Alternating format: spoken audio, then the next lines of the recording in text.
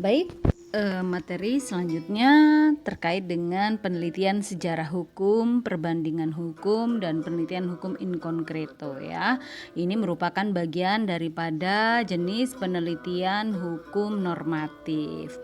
Penelitian hukum pada sejarah hukum dia akan melihat ya melakukan identifikasi terhadap tahapan-tahapan perkembangan hukum.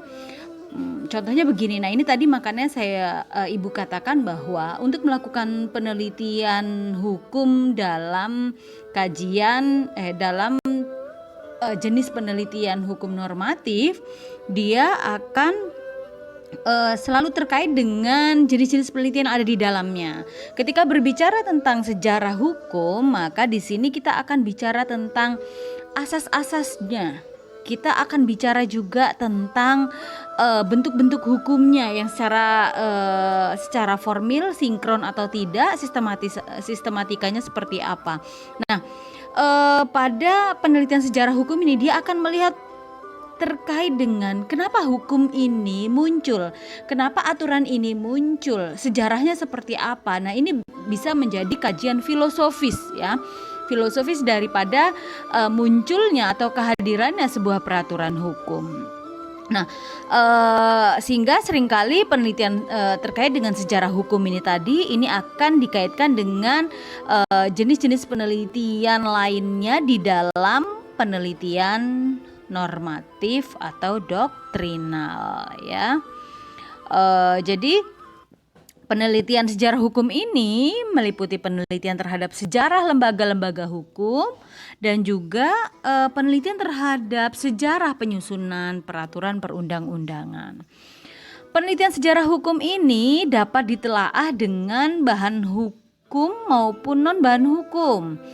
Jika yang diteliti adalah bahan hukum primer, maka sejarah suatu lembaga tertentu dapat ditelaah dengan cara meneliti peraturan perundang-undangan yang mengatur tentang keberadaan lembaga tersebut. Ya, contohnya misalkan keberadaan KPK ya sebagai sebuah lembaga yang memiliki kompetensi dalam memberantas tindak pidana korupsi, maka dia kelahiran di lembaga tersebut itu sudah ada dasar hukumnya dalam Undang-Undang KPK yang kemarin di akhir tahun 2019 sempat menjadi perbincangan ramai terkait dengan disahkannya Undang-Undang KPK yang baru yang kemudian tidak jadi disahkan. Nah, ini bisa diteliti oleh kalian ya. Begitupun bicara tentang Omnibus Law Cipta Kerja. Nah, Omnibus Law itu kan merupakan sebuah upaya negara untuk memperamping daripada peraturan-peraturan hukum yang mengatur tentang ketenaga kerjaan, sehingga muncullah Omnibus Law tentang Cipta Kerja. Nah, sehingga di sini Omnibus Law Cipta Kerja ini terdiri dari beberapa aturan-aturan hukum tentang ketenaga kerjaan yang ada di Indonesia yang kemudian dijadikan satu pasal-pasal yang penting, kemudian masih tetap dipertahankan, dan yang tidak relevan lagi kemudian dirubah, ditambah dan lain sebagainya. Maka jadilah Omnibus Law Cipta Kerja yang beberapa waktu yang lalu menjadi sesuatu hal yang ramai diperbincangkan sehingga demonstrasi muncul di mana-mana. Ketika ada perlawanan seperti ini, ketika pada saat lahirnya sebuah peraturan perundang-undangan, ini bisa menjadi isu seksi yang bisa kalian teliti, bukan hanya pada aspek sosiologisnya saja, tapi pada aspek sejarahnya. Kenapa kok Omnibus Law Cipta Kerja ini sampai muncul? Nah, ini kan dalam kerangka pembaharuan hukum ketenaga kerjaan di Indonesia, alasan-alasannya, sejarah hukumnya. Nah, ini bisa dimunculkan. Nah, ini bisa merupakan bagian dari penelitian hukum normatif dengan mengkaji sejarah hukumnya. Undang-undang yang lainnya juga ada, RUU KUHP yang kemudian yang juga diperbincangkan ramai di akhir tahun 2019. RUU PKS ya, pencegahan kekerasan seksual, ini juga bisa. Nah, bisa kalian teliti tentang aspek sejarah hukumnya ya. Nah, oke. Selanjutnya, selain sejarah hukum, nah bisa juga dilakukan penelitian dengan perbandingan hukum atau komparatif. Nah ini biasanya seringkali dilakukan oleh mahasiswa ketika melakukan penelitian library research dengan melakukan perbandingan hukum. Perbandingan hukum ini apa saja? Bisa antara hukum positif, hukum yang ada hukum dalam hal peraturan perundang-undangan yang ada di Indonesia, hukum positifnya, maupun hukum Islam. Bisa antar dalam hukum Islam itu tadi dia mengatur tentang apa? Mengatur tentang misalkan di hukum Islam pendapatnya Imam Syafi'i dan pendapatnya Imam Maliki tentang sholat misalkan. Pendapatnya Imam Syafi'i dan pendapatnya Imam Hanafi tentang cerai gugat misalkan. Nah ini di sini bisa dilakukan penelitian dengan melakukan penelitian yang memfokuskan pada perbandingan hukum. Maka perbandingan hukum itu tidak selalu antar bidang hukum.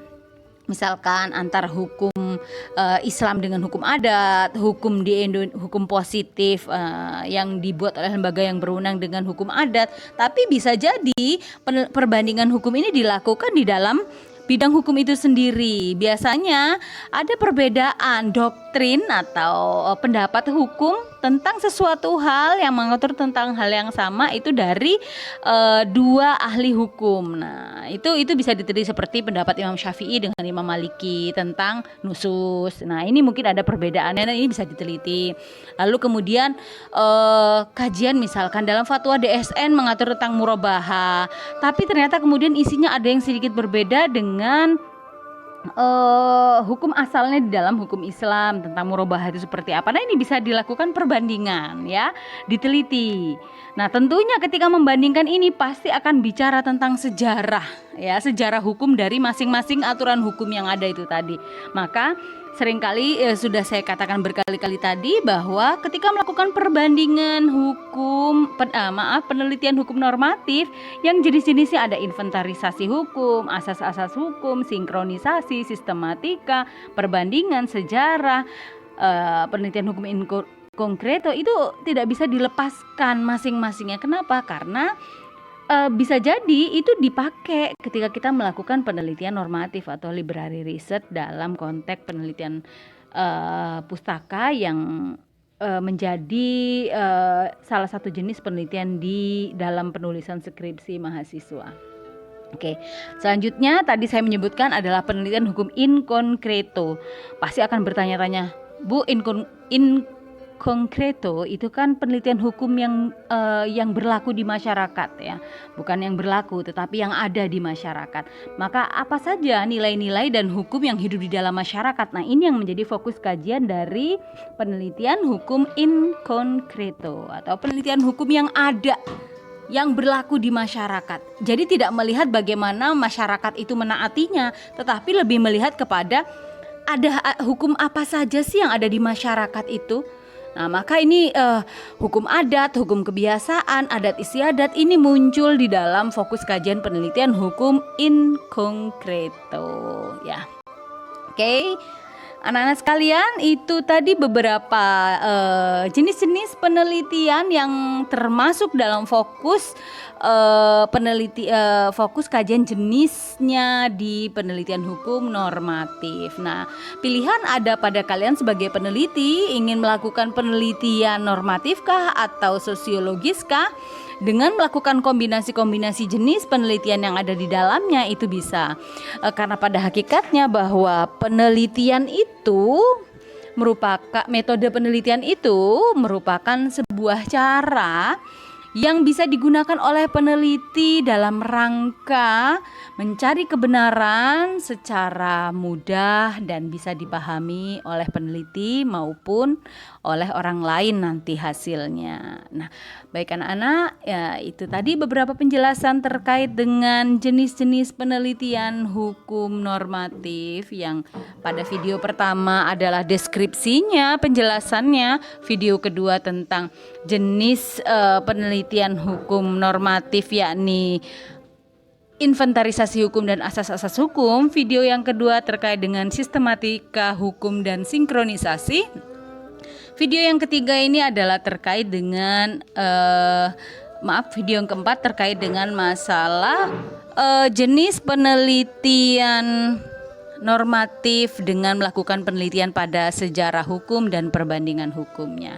Terima kasih untuk anak-anak sekalian, tetap jaga imun, jaga kesehatan, dan sampai jumpa pada video materi selanjutnya. Assalamualaikum warahmatullahi wabarakatuh.